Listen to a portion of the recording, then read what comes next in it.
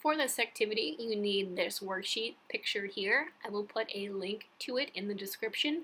You may also find it in your Seesaw account underneath your art class. I am going to be using a dice app on my iPad to roll. You can use a regular dice, or if you have somebody in the house, you want to just ask for a random number 1 through 6 so that you can get your features. That's fine too.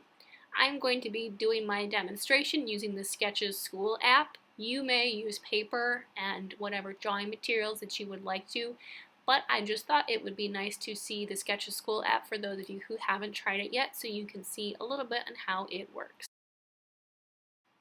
My first direction tells me to draw a large arch or curved line across my paper in the skin texture that I rolled. So for mine, I rolled a 5, which is kind of like a wiggly line that is maybe kind of like goopy or oozy.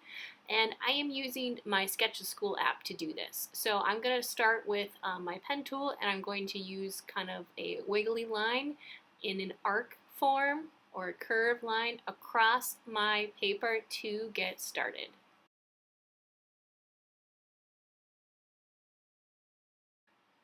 For my next roll, I'm working for the eyes, and I rolled a number 2, which is a single eye. So when you roll these items, you can make changes to them if you want to. So for this one, it has eyelashes, but if you want to leave those off, please feel free. And you can also change the style of the eyes to reflect more of your artistic personality.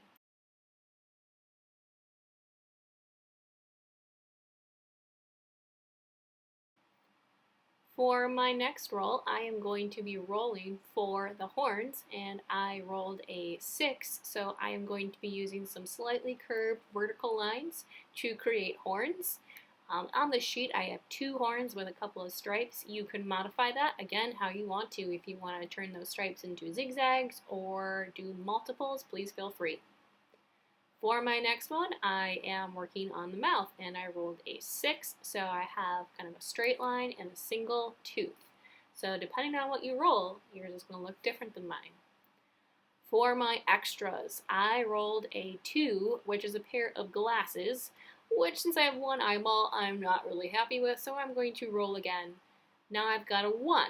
So I have a bow here. So I think for this one, I'm going to turn it into like a necktie for the bow instead of in the hair.